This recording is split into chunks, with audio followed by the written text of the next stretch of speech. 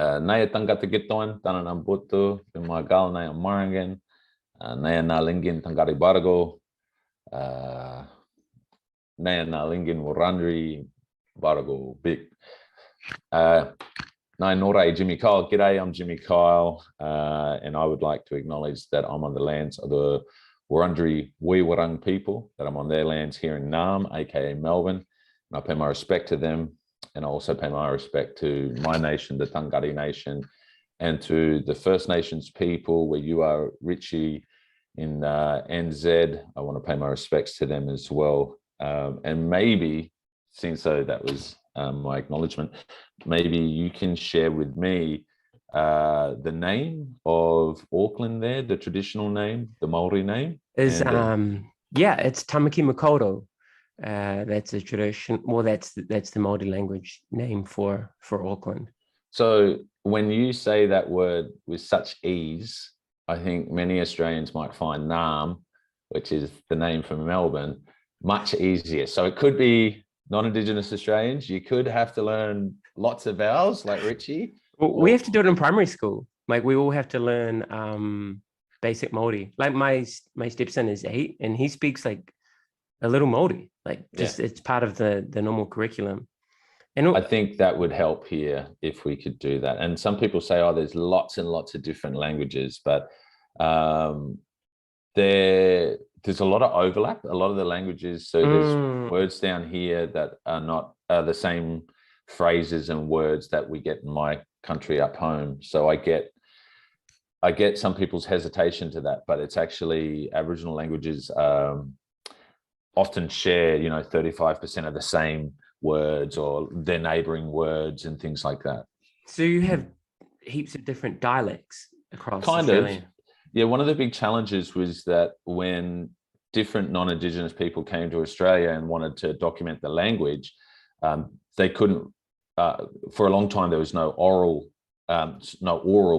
recording. So it wasn't on a gramophone necessarily, it was often written. And so one person's written interpretation of how to pronounce these new sounds might have been vastly different to another person. So an Irishman with a Year 6 education might spell it vastly different to an Austrian Lutheran minister who's got a university level education, who speaks Latin, German, Austrian, and English. So there's that has to be taken into account. But also is language shifts, it evolves. The top end of Australia has far much more diversity in language than the bulk of Australia. The bulk of Australia comes originally from one language family, and then it's over thousands of years become more dynamic and more individual. But that gives people a little bit of context, and I encourage all my non-Indigenous brothers and sisters to not be embarrassed, but to give it a go, to do an acknowledgement of country wherever you are and begin your relationship with the Aboriginal community. And hopefully it serves you well for the rest of your time while you're on country. I appreciate that. We have what's called a pipiha. It's like you acknowledge the body of water that's close to you and that's your awa. And then you acknowledge your mountain and you acknowledge, I believe, like your family. But I always feel super self-conscious doing it because I don't want to fuck it up and get called a shoe. Do you know what I mean? Yeah, I think a lot of non-Indigenous people feel that here. And I think what people are worried about is, what will it say about me if I get it wrong? Yeah, bro. And also like, fuck, social media is gnarly, bro. Like he got one word wrong. Yeah, bro, that's it. And I'd rather just like in my head, I'm like, all right, this is I don't want to stuff it up. Yeah, I don't want to stuff it up. Because I'm scared of getting like piled on. But trying my best, you know what I mean? And I think that's a really important thing. Like if we want a really deep relationship with one another, and look, as an Aboriginal person, and obviously I'm white passing, I've got non-Indigenous ancestry as well, Irish convict sort of ancestry. But I think it's really important that we begin to seduce each other. We begin to lean in with the greatest two weapons we have, which is love and knowledge, love and education, So we're all going to miss out on great people if we don't get curious about one another and start going, maybe this person is, could be my best friend for the next 40, 50 years. If if I judge them right now, I'm not going to find out. And a lot of the people I really love and really admire and are my closest friends have not always started with me thinking they were great. And, you know, sometimes I'm like, no, this guy's a bit of a bellend. And they're probably looking at me thinking, oh, what a cockhead. You talking about me? No, just even people at my work, you know, like years ago, I'd meet people and I'd be like, what is this dude's deal? And then, you know, 10 years later, I'd be thinking, I couldn't have got through life without this person. So it's important that sometimes we, you know, we've got to just be a little bit more generous, and the same forgiveness and self-doubt that we want people to kind of understand about us, we've got to also be generous enough to give that to others, and it sets that tone. So I just encourage everyone to lean into the acknowledgement of country. It's everyone's home. It might be, you know, it's Aboriginal lands. It always has been. It always will be. But we're all here calling it home, and we've all got to live together. So, you know, come and learn. That's what I push. I love that. We're getting a little ahead of ourselves. So let's start from the start. Thank you. Yeah. No worries, my brother. Cheers. Okay, you're the man. Yo, I'm back with Jimmy Kyle. Jimmy is a singer, songwriter, frontman of a wonderful band called Chasing Ghosts. He's also the Aboriginal and Torres Strait Islander advisor of a company called Kinetic, and he has a long history in, I guess, community work, outreach work with the Aboriginal community in Australia, because you are living in Melbourne right now. Jimmy, welcome. Bienvenidos. Oh, Yawai. Wamajika, thanks for having me. My pleasure, man. I don't know where to start, man. How long you been involved in like music and stuff? I suppose. I guess that's how I come to know of you, is through the hardcore and alternative music scene in Australia. So where did that journey begin for you? Back at school, I think, like 16, maybe younger, and had a band called Sulo, which was the name of the local rubbish bins. So we used to rip the stickers off the rubbish bins, and we'd be like putting them on skateboards. And yeah, I grew up in a little town in New South Wales called sort of in the bush, but the closest town was Kempsey, which was kind of low socioeconomic. All the industries kind of left in the 60s. Tourism kind of seemed like, even though it's spectacular and stunning, I think was really far from a lot of people's minds, was that tourism would be the way forward, where the rest of the country probably was already doing that. And it's sort of catching up now, but it is one of the most scenically stunning areas. It's got a really staunch, strong Aboriginal community. That's where my mob's from, Thungutti. And it's, you know, as soon as I had wheels, it was like, right, I'm heading to Melbourne. That's where the music's at.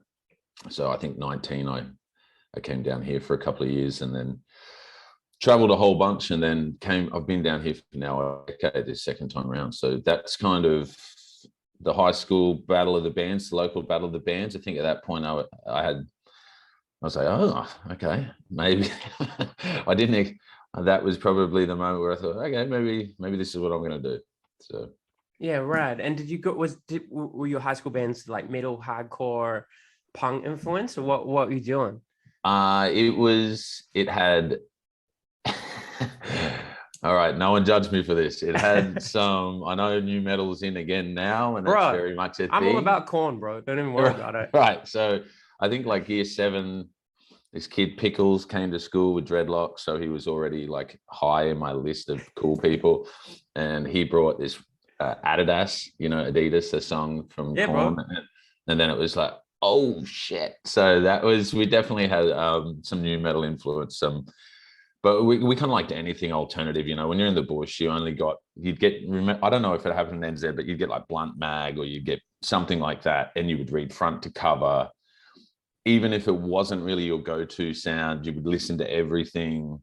You kind of read the back of everything. You seen what they wore, what pedals they used, what instruments they used. You know, it wasn't oversaturated, so you kind of, you know, couldn't just jump on your phone or something. So and nothing was digital. So you would just like obsess over this magazine and say, oh, you've got the new one, and someone else would sit down and. I love that. Yeah, I miss that about I guess I miss it about growing up in that era. I used to Mm. like trawl the used CD bins at like the hip store, which was Real Groovy Records. And then I'd look at all the bands I like thank in their liner notes to try and find new bands and shit. Absolutely. You know what I mean? Like it wasn't just an algorithmic suggestion. We had to go out of our way to, But it made it more enticing. Made it Like way more enticing, and you felt like you were part of like a special community, right? Yeah.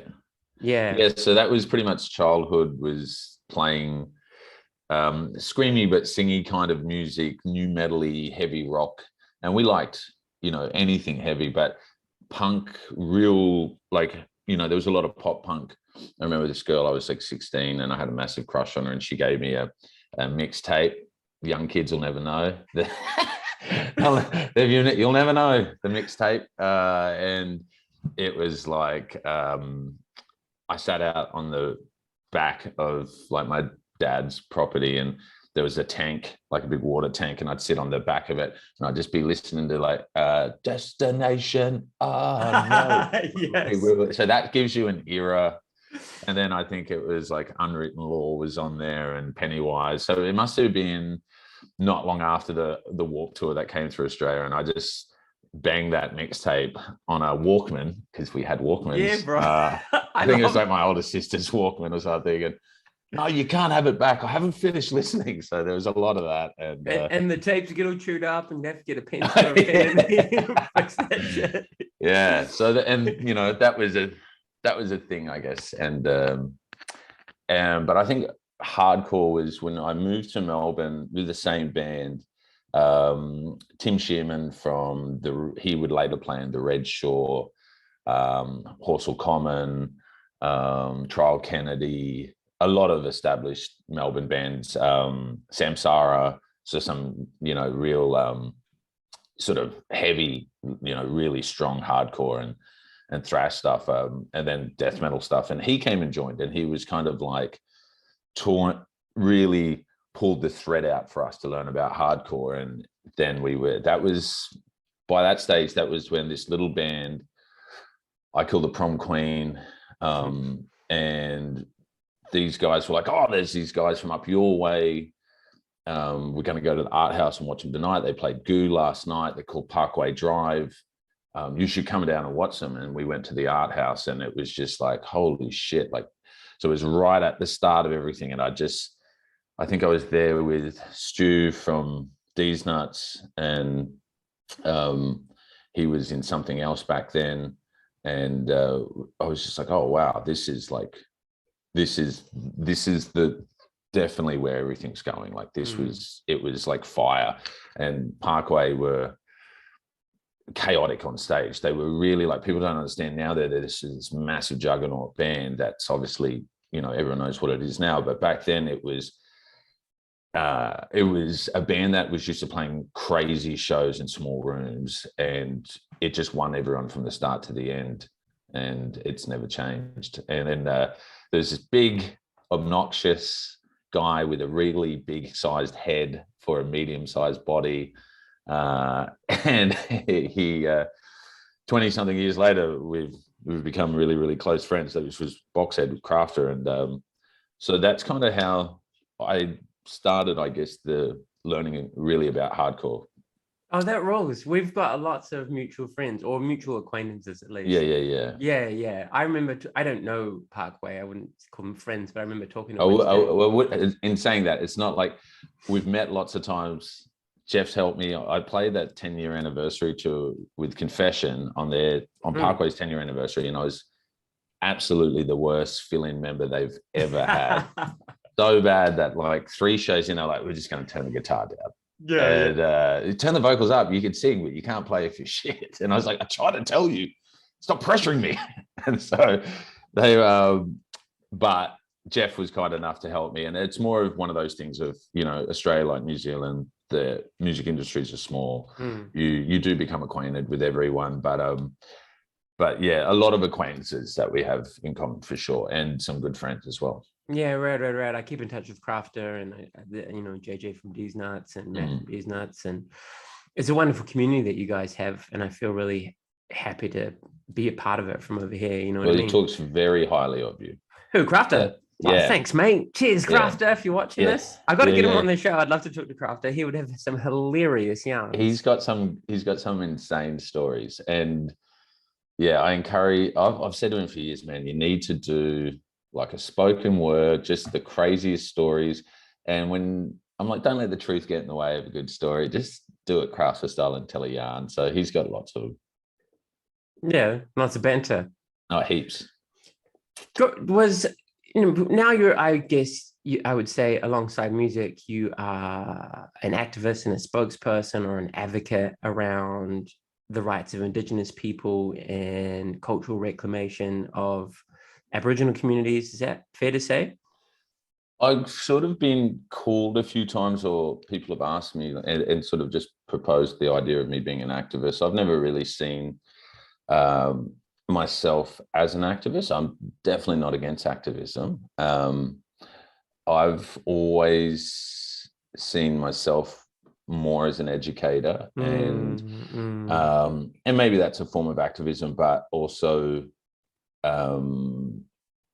I guess I just couldn't bend on a few things, and they required what people might see as activism. Like speaking out, is it activism? Maybe. Is it integrity? Maybe. I don't know. I just felt there was a few things that I just had to say, and couldn't really bend on. And I think that can come across as activism. I would rather see myself probably as an educator. I don't know if they're both Nice. the No, same no, thing. no. I really love that. I feel the same way. We have different areas of expertise or Yeah, experience. sure. But I used to get billed as an activist, and that's just because I spoke about what I do, and people didn't know how else to pigeonhole me. But actually, as I've matured, and also I think as I've healed as a man, Yeah. my work has become so much more nuanced and constructive, rather than just trying to like throw stones at the system or tear it down. I'm like, how do I go and work with people, and help them shift along the dial rather than just, Well, I think the other part is sometimes people get salty if you mix or work with people who don't share your views. bro, And it's like, but that's where you've got to that's where the do work the work. is. That's where the work is. And you can't do that if you're coming in hard on people, because we're not all starting at the same place for understanding different subjects. We've all got different lived experiences. And I think people, what I would consider, let's say, common knowledge, what I've learned is it's not very common. Everyone has a very different worldview, and even in the same country, and different lived experiences. And so that the goal I have is to try and never attack a person's personality, but rather attack their argument. And even sometimes I just don't even bother to attack the argument. I just say, well, here's actually an alternative. Here's another way that you could, get curious and look at it from this perspective. And yeah, I don't know how people anticipate, there's no point sort of convincing the choir that you're already, that it's just you're speaking to the choir kind of thing sometimes. And I feel like that's the easiest path to get the back slaps, but I don't know if it does anything but alienate probably the people you really want to move. Can I just give you a virtual hug? Right, this is me hugging you right now, because it's really refreshing for me to hear someone else say that. Because I feel sometimes quite alone in progressive left-wing spaces thinking that way, because I don't think, particularly with the advent of social media and social justice activism on the internet, that nuance and looking at the gray of things is particularly popular or cool. And I definitely have felt pushed out and excluded for asking questions against dominant ways of thinking, even though I want the exact same outcomes. I'm trying to think, how do we do this more productively, man? Because when I was 20 and doing my politics degree and listening to like Earth Crisis and being very militant in my approach to things, I was very finger pointy and judgmental around everything, from who you voted for. If you voted for a conservative party, you're a bad person, to if you use drugs, you're a weak person. And that's all just fucking wrong, man. Like, nowhere in that did I shift anyone's thinking. And I built a following, I suppose, of people who already thought like me. But as I matured and as I healed and I started talking with people, and as you said, Jimmy, getting curious about other people and opening conversations, I actually found that the people I agreed with were started doing all that to me. You know what I mean? So I found it like quite an interesting place to find myself now as, I guess, more mature in the space. Have you found that? Have you found that as you've matured, the way you've done things has made you perhaps, you get less props from your crew, but you get more done in the real offline world? Yeah. Yeah, it's required some really hard conversations. And I guess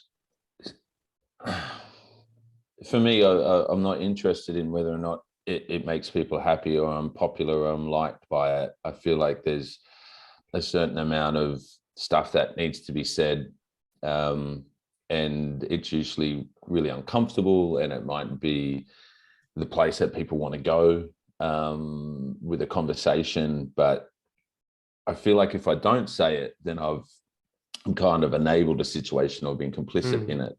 And so then it becomes about, well, how do you say that in a way that's conducive to moving people further down the line, rather than, I'm right, you're wrong. And that's just ego sort of shit, and I'm not really, the truth of it is, I'm not, there is something about, as you get older, you realize your insignificance.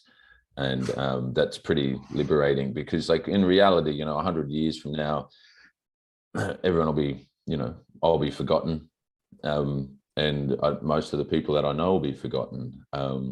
So what is your legacy? And your legacy, I believe, is how you can serve others before you go. And I could be misquoting, but I think it was like Buddha who said, a wise man plants a tree he'll never sit under. And I think that's what, I had an uncle who passed recently, and at his funeral, there was just hundreds and hundreds of people. And he was always like so kind and loving and always made you laugh. And that legacy lived on through everyone, like this idea of leaning into the laugh, leaning into picking people up. And everyone talked about how he would have these wonderful conversations with them when they're in a tough place. And that's when I really shifted what legacy, it really made me see what a legacy really is when you've talked love into people's lives, when you've talked positivity, when you've given people paths out of their own personal hells, a road to redeem themselves when they feel like they've cornered themselves in bad behavior. All these sorts of things he was capable of doing. And he sort of played a very big father role in my life. And when he passed, that was, I think, the shift for me is, what is legacy? It's certainly not owning a house. It's not property. Well, it's not for me, at least. It's not tattoos or clothing brands or bands or activism. I think it's when you put yourself in service of others as much as possible, because when you go, really what else is there? And that's what you kind of chase, this idea of, well, okay, so what is this really about? Because if it's about me, it's a real lonely place. Your ego can be a very lonely place. And the gift, I guess, of connections. I also thought a lot about, what makes older people happy, and it's connections, the connections they have often with others. And so for me, it became, playing music turned into trying to make more connections with people that were authentic and genuine. So when we're old, we can laugh about it, or we can remember it, or we can touch base and enjoy it, or we can gift it to an audience member and let them know that the person they've come to see is really truly grateful that they're there, and have those conversations. Because I don't know about you, but I met a few of my idols when I was younger, and I probably shouldn't have. So and sometimes it's about, well, you never meet your heroes, right? Yeah. And so sometimes it's a little bit about, well, how do I, what is it that I'm really trying to give here? Is it just music? Is it, some social media nonsense? Or is it really about trying to give the things that were given to me from people and pass them forward. And that's kind of where I try and keep my headspace. Yeah, me too, bro. It's very interesting hearing the alignments between how you're trying to live life and how I'm trying to live life. This is very validating. Thanks, bro. Because I'm like, yeah, likewise. Jimmy says it's right, so I feel good about it. Can't be completely nuts. I'm not on my own. Yeah. No, I'm the same. I've actually been really fortunate in that through a life in like hardcore music and doing radio and shit like this, I've got to meet heaps of my heroes from a very young age. And to be honest with you, most of them have just been what I'd hoped for and what I dreamed of. Like, and I keep in touch with dudes like Toby Morse from H2O or whatever dudes who I grew up looking up to. It was one of the first hardcore records I think I ever listened to. It was H2O. Yeah, amazing. But like, he's a truly inspirational person, and I think a lot of people around that whole community have never failed to live up to what I'd hoped they'd be as a young man who didn't have a strong father figure. You know, like, I don't know about you, but like my dad had his demons, man, and like that manifested in depression and alcoholism and all sorts of dramas in my childhood. And then the two things that got me through were martial arts. Started fighting from 13 and have continued to do that. Moved into coaching when I got too old to scrap. And then the hardcore music scene. And then on top of that, I think those things were like personal foundations. Then I've built like a worldview out of, you know, politics and sociology and social justice work. First from an academic viewpoint, but then actually getting out and working with communities, which has been like, which really shifted how I saw things. You know, like when I first started working, I used to work at the council here in Auckland with different marginalized communities around alcohol and drug harm. And it fully shifted how I looked at the world and how I engaged around issues to do with addictions and substance abuse. Do you know what I mean? You're going to hate me, but someone's knocking at my door. Can you give me 2 seconds? Yeah, I'm so sorry. Bro. No problem.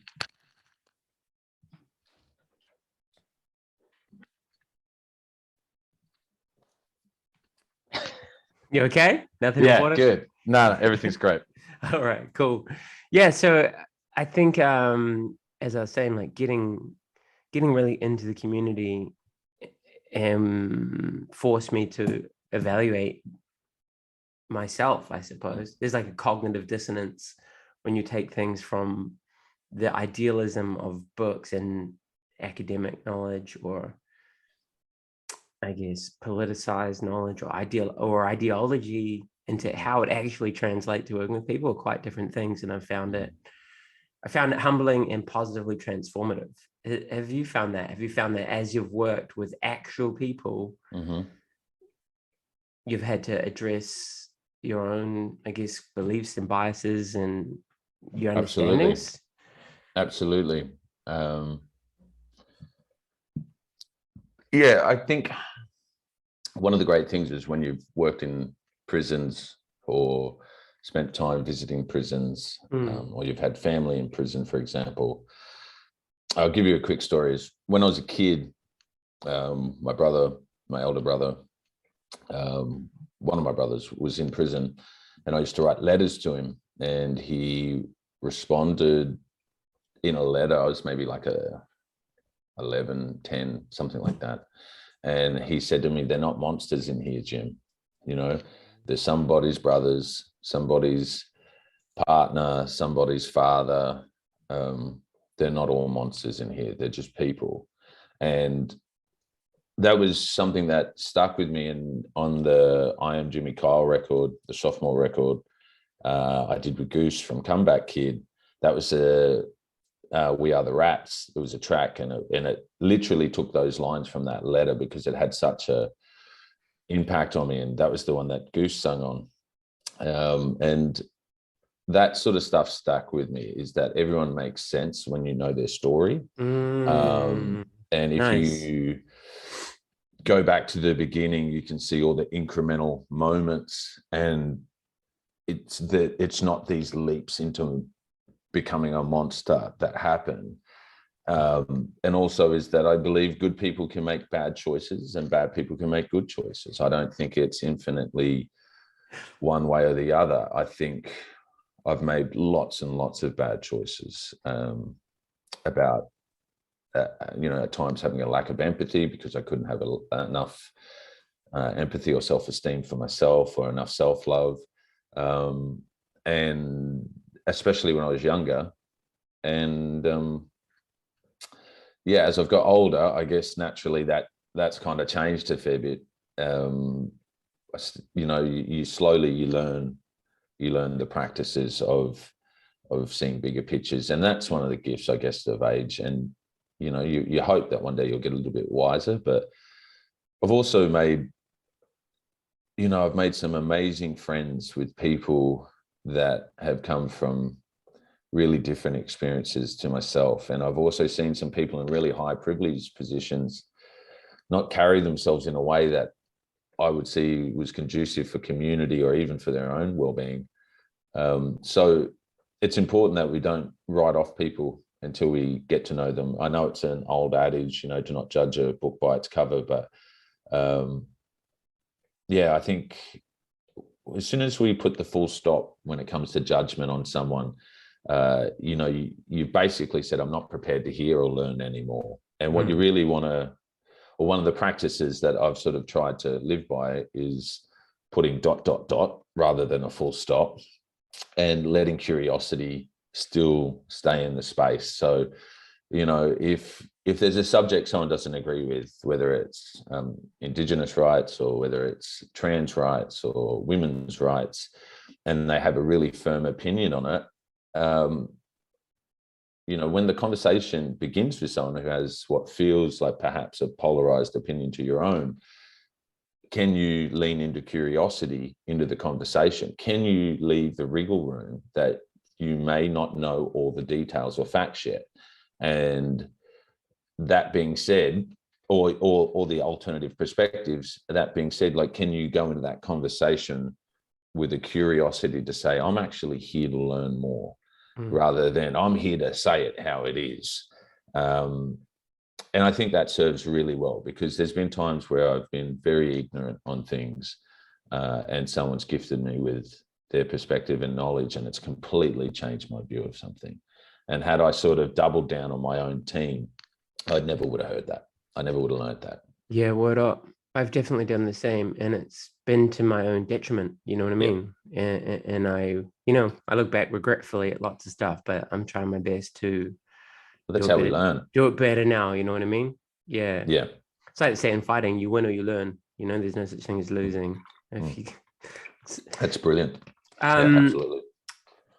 In your life outside of music, you are an advisor about Aboriginal and Torres Strait Island people's culture.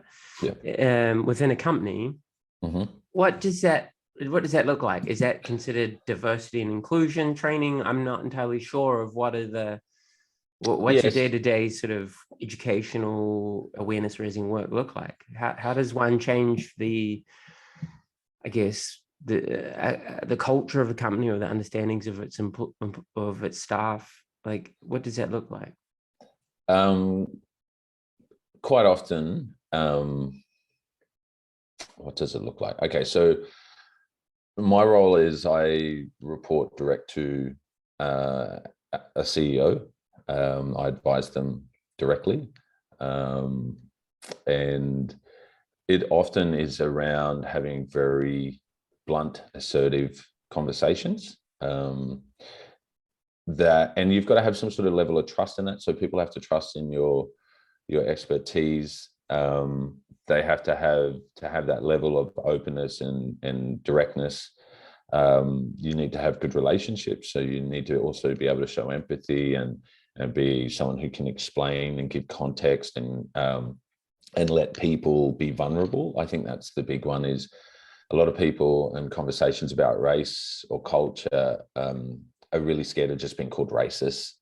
I think the definitions of racist are really different depending on the person. Some people believe intent is the difference of racism, or offense should be taken. So if I say something out of pure ignorance, then it's not malicious, therefore it shouldn't be taken as offense. Other people find others' ignorance indicates their worldview. It reflects perhaps their unconscious biases or the prism that they see the world through. And they can find racial elements within that, and they might find that offensive. I'm not so much about the political correctness, because I believe you can learn the vernacular to discuss a subject politely and articulately eventually. But just giving someone the vernacular alone doesn't change their worldview necessarily. You know, it does help.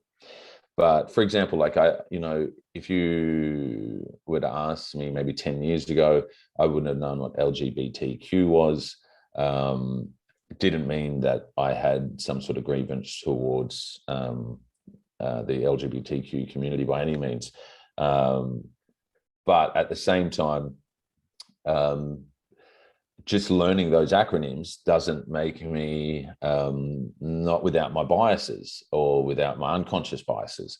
So I think that's one of the things I have to have a fair amount of empathy, is that when we work in a space where we're trying to go past inclusion, but we're really trying to embody First Nations cultures in our decision making, it's at the forefront of our thoughts and what we do. I think sometimes people are going to stumble into it, and your goal, I guess, is to try and arm people with as much information, as much knowledge, to create a space where they can be vulnerable, but at the same time accountable. And yeah, it's challenging. It's definitely challenging, because it's a different environment here in Australia than in New Zealand, for some really pivotal historical reasons. There's lots of parallels, but there are some really big differences. So, for example, everyone around the world knows what a Maori is. Everyone knows what the Maori community is, to some degree. They're familiar with the term Maori, as we say in Australia. But also in Australia, if you were to say, well, what a Koori is, or a Murray is, or a Noongar, a lot of people would not know. And so what we're dealing with is with a population here that has very little understanding of its history. And so when you remove that historical context away from people, they can't really draw the lines. There's no dotted line of sight to where we're going, because there's no awareness of where we've been. And so sometimes, you see a group of people in poverty, and you see a group of people in affluence, and they might be able to comprehend, well, why is this group in this situation and this is in this situation? The only noticeable difference I can see is culture. And so the person who doesn't have the context might lean into the belief that, oh, well, that's the part that answers that question. When in reality, there's a really long series of events that more accurately answer that question and debunk that pretty quickly. It's very difficult in Australia when we've got a press that also doesn't serve the interests of First Nations people.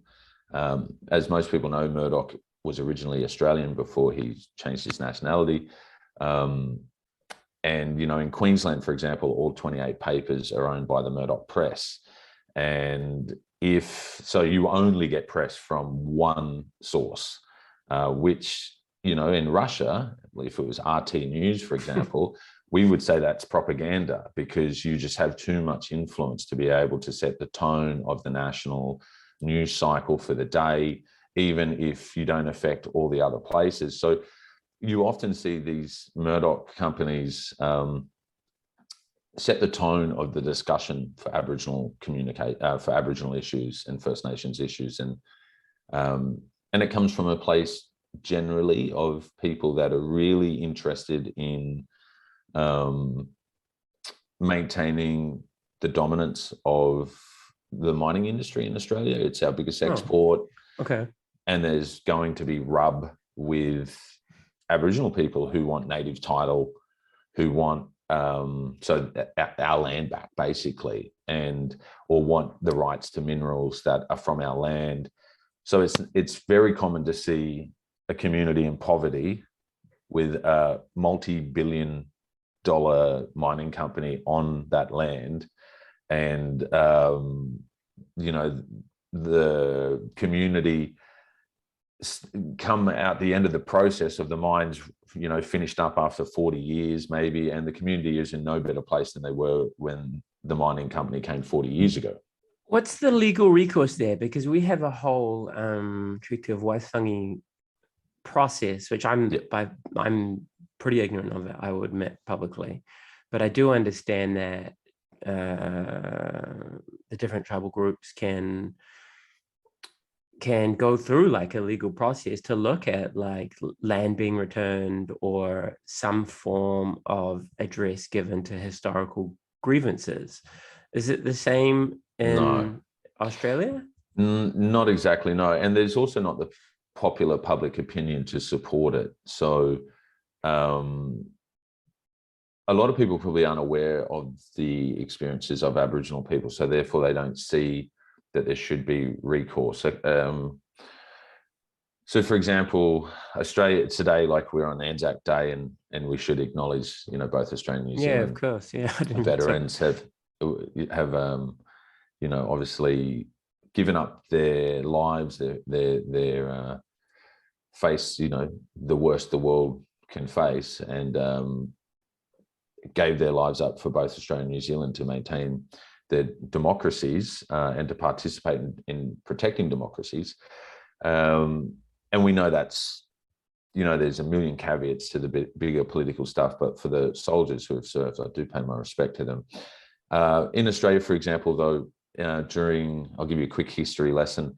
During the Second Boer War, which was in 1889, which was in South Africa, Aboriginal people were not allowed to leave the country. We weren't considered citizens, but nonetheless, Aboriginal people served in that conflict. And so this conflict was after what we had was the frontier wars in Australia. So Australia had a period for about 55 years, from about 1816 through about 1865, where the whole of the East and West Coast were in conflict with First Nations people. And spears versus muskets and Schneider rifles and redcoat soldiers. And that's where the majority of massacres happened. So all Aboriginal people, there sort of wasn't a women shouldn't be killed, children shouldn't be killed, elderly people shouldn't be killed. It was the same things that we're seeing Russia do now in the Ukraine, killing innocent civilians, killing women and children and elderly people, not warriors, not soldiers. That's what was happening. So the redcoats were en masse killing, exterminating Aboriginal people. That was the plan, was to wipe us from the land. So that after the frontier wars, and that's never been taught in Australia. So that's not in our curriculum. There's very few markers that denote conflict areas or massacre sites. And when you remove that out of the Australian consciousness, so that would be like removing the Māori Anglo land wars out of the New Zealand consciousness.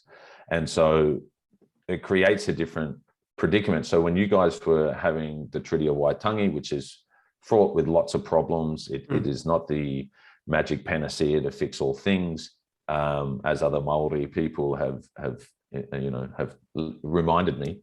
But in Australia, it is seen as something to strive for, because it is definitely one of the better models, and it has refined itself over time in the contemporary sort of the aspirations of contemporary Māori people and Pākehā to unify and to find some sort of common ground together and maintain their independent identities at the same time.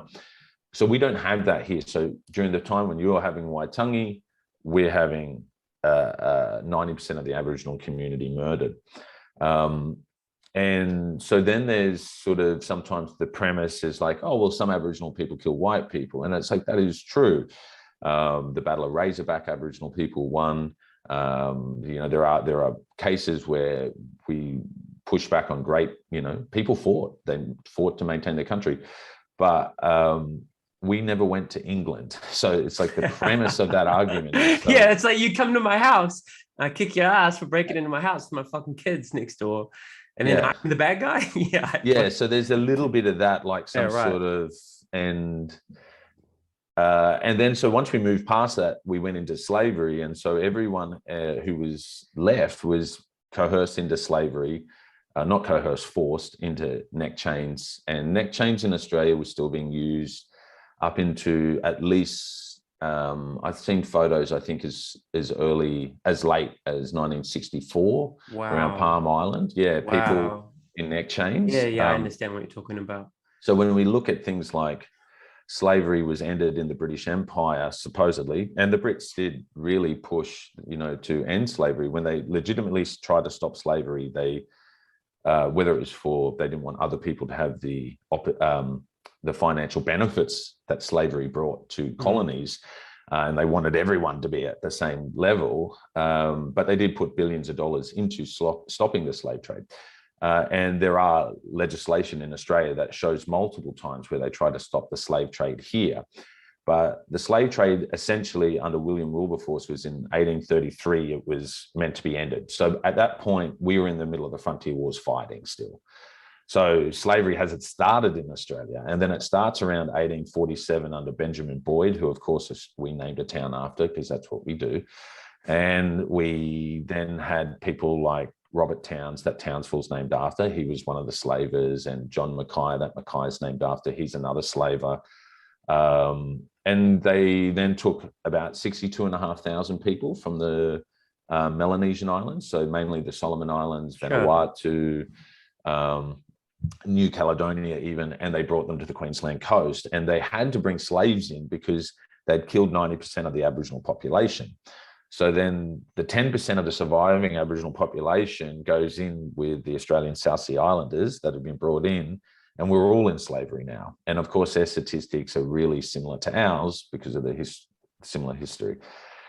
And then after, the Redcoat soldiers stay for another 10 years to make sure everyone's into slavery. And then after slavery comes, so we're practicing it 30 years after Britain stopped slavery. America signals the end of its slavery under the Emancipation Proclamation by Abraham Lincoln. And that's in 1863. So at that point, we're still in the frontier wars, most of us.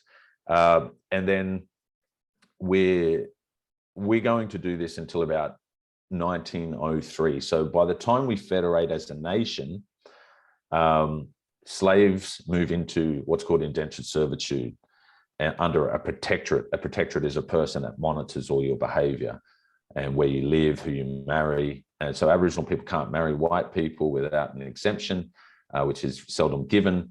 So most biracial relationships are either hidden or they're rape or, wow, there's very few of them.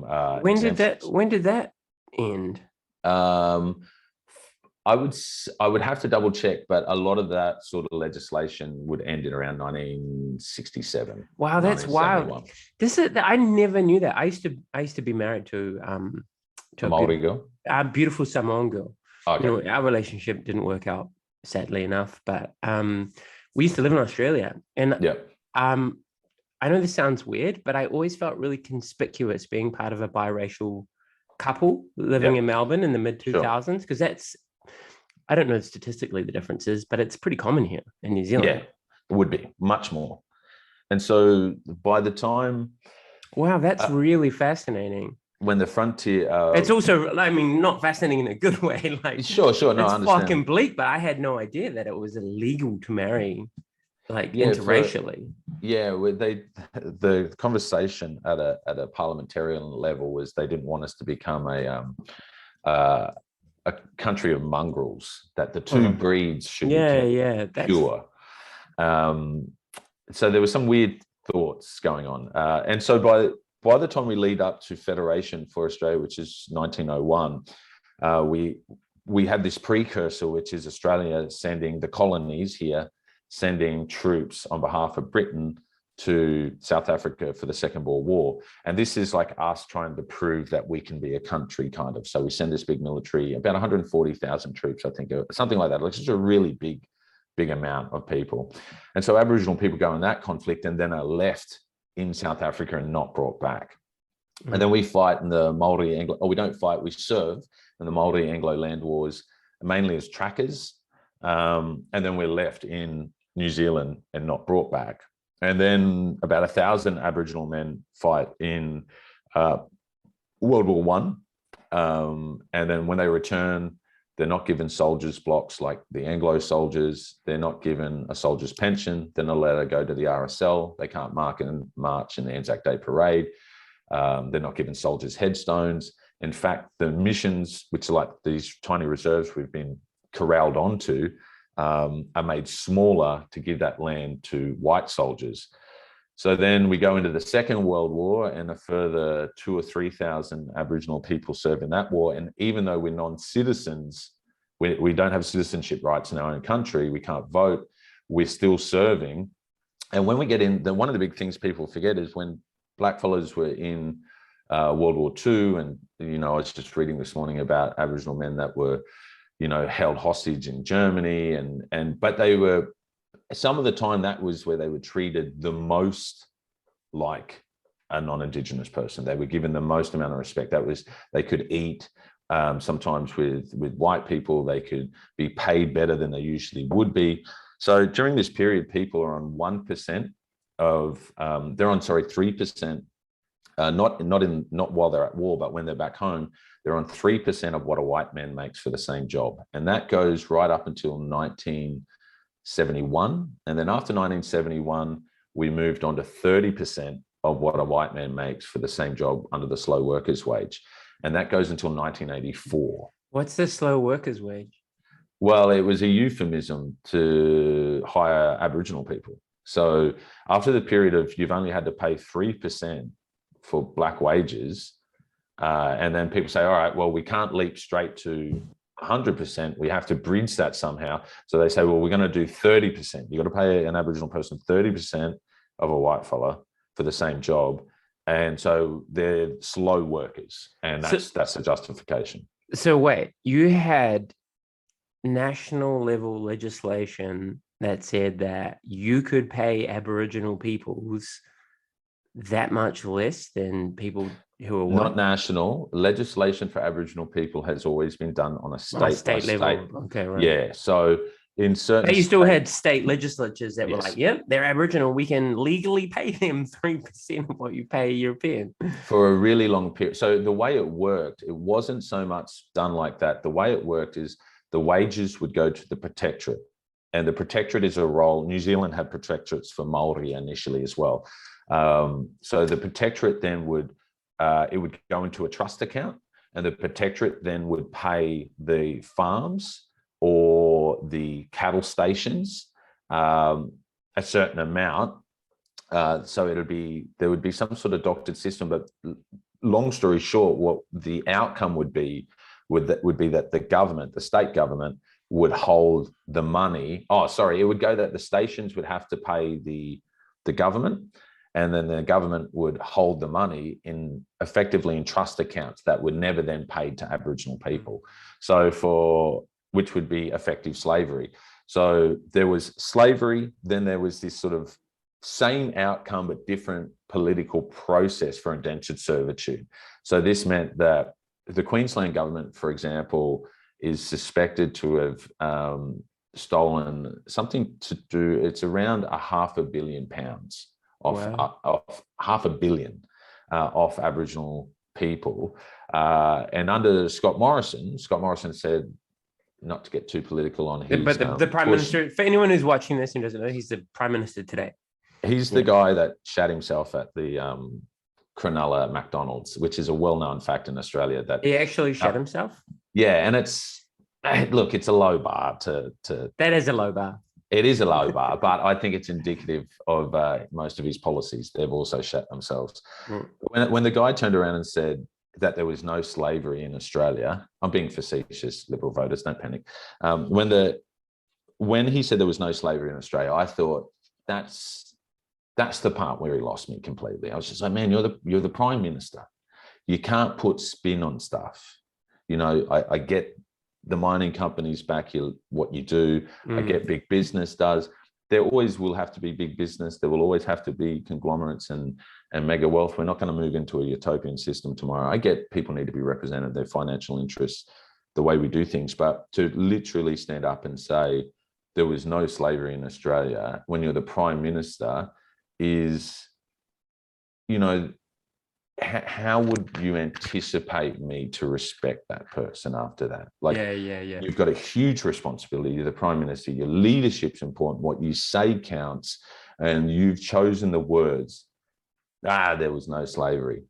And the problem I have with that is he would have had to have known, because it was the 5th largest settlement in Australian history. And it was during his first term as Prime Minister. There is undoubtedly, you would have to know, that's what occurred. But he was signaling to his base that, you know, these troublemakers, these sort of people who aren't on Team Australia, as Tony Abbott used to say, they're sort of, you know, trying to make us sound bad as a country. And it's like, grow up. We're all old enough to know the truth. You can't have the 5th largest settlement in Australian history where 7,500 claimants of slavery in one state, of indentured servitude and slavery in one state alone, are all putting in these claims. And the court says, yeah, that's what it was, that the government stole the money. They never paid the people. They took that same money and then funded the removal of our children with it. And then they funded not only the removal of our children, for our children then to become indentured servitude, indentured servants themselves, and then the stolen generations, of course. And so the stolen generations in Australia, 100,000 estimated children removed from Aboriginal families and Torres Strait Islander families, based on being predominantly having some European admixture or being biracial of some sort. So that was, right, well, we're going to take those kids and we're going to breed them into the white community, and we're going to try and denounce all things Aboriginal about their culture. And so the language was banned, customs were banned, ceremony was banned. And if you spoke language, you got bashed. And that's what our elders have sort of gone through. And people were abducted from their homes. One of the elders from my community back home, she was taken at 16. She worked as a slave for 8 years on a cattle station. One of the first things she was taught was how to put sand inside of herself to stop the men from being able to rape her. She would, for 8 years, she'd work unpaid. And when she tried to prove that she, in fact, had been abducted and put into slavery and all these sorts of things, they couldn't find any register of her on the cattle station. And she said, look in the livestock catalogue. And sure enough, that's where 8 Aboriginal people were registered, not as servants and staff, but under livestock. And terms like black stock for Aboriginal people were used quite, into the 1920s. And so really, it's not until World War I and II, the same as the equality movement for women and a lot of the Black Power movements around the world, they start to become the gates thrown open a little bit around World War I and II, because it depends on everyone. And so then when people, in the trenches of Gallipoli and these other places, they don't care whether or not this person's Aboriginal or not. That's become the least of their problems suddenly. They know each other. They're from the same place in the world. And now they've got a lot on common. And then when they come back to Australia, they're expected to go back in their box. And the mob's not going to do that. They've had a taste of opportunity, the same as women weren't going to do that. And this is kind of, these two world wars in this middle create this space for everyone in our society has value to be played here. And we're going to have to sort of, and people are fighting for their rights, and they're going to get it one way or the other. So in Australia, there's this massive arc of a history that isn't taught. So we don't teach most of this stuff in our curriculum. And so if you come to the country, it seems like we're upset about things that a lot of the population sort of can't put a contextual story to. They can't see the arc. I think you've painted in a wonderfully succinct way a very tragic history of colonialism and structural racism, like structural exclusion from from society, which obviously plays out in your horrific sociological statistics and the lived experience of Aboriginal communities with high rates of sexual abuse and addiction, alcoholism, basically the same of any colonized peoples anywhere in the world. There's an interesting statistic, though, around Aboriginal women in domestic violence, and it's around the amount of domestic violence that Aboriginal women face. But what's not given in that statistic is how many of those women are with white partners. Oh, yeah, sure. And so there's this common belief that I think that we're violent, that we're criminal by nature, that there is something ingrained, innate in our culture that makes us commit crimes or makes us violent. And my sort of caveat I would throw, or the thing I would ask people to probably consider is, people are very, very, very much the same whenever you go around the world. And well, that's the point I was making, is that without knowing that history and without understanding what you would call social capital, like and understanding epigenetic trauma and the transmission of these sorts of things down generational lines, people make very, however unintentionally, racist assumptions, as you're talking about. I think, well, what we tend to do is we make myths in the absence of facts. Yes. Because we're trying to understand the context. Now, if you're surrounded by lots of other people who also don't have context, and all you see is abrasive behavior from us, then it seems like, why are these guys so angry? Why are we so annoyed and hurt? And really, anger is the manifestation of hurt. Yes, I entirely agree with you. And I guess in order to be a good interviewer, I have to ask you, there will be people who don't have these understandings. Sure. And I interviewed a woman in the UK, Black woman in the UK, I guess, more politically conservative than you and I. And she said, well, you have to take some personal agency. Yes. Like she works with young Black youth. Yep. And she was saying, look, no matter what the environment is, these boys need to learn that it's not all racism's fault that they are where they are. What do you say to that? How do you balance these historical, structural, very real, situational drivers of difficult life outcomes or poor life outcomes or discrimination with some degree of agency? How do you do that? I completely agree. I completely agree with what she's saying. Is not everything is racism. Not everything is sexism. There is all the isms. It's not always the isms. And that's true. I think they're two truths that actually don't compete with one another. It's just a matter of they both exist at the same time.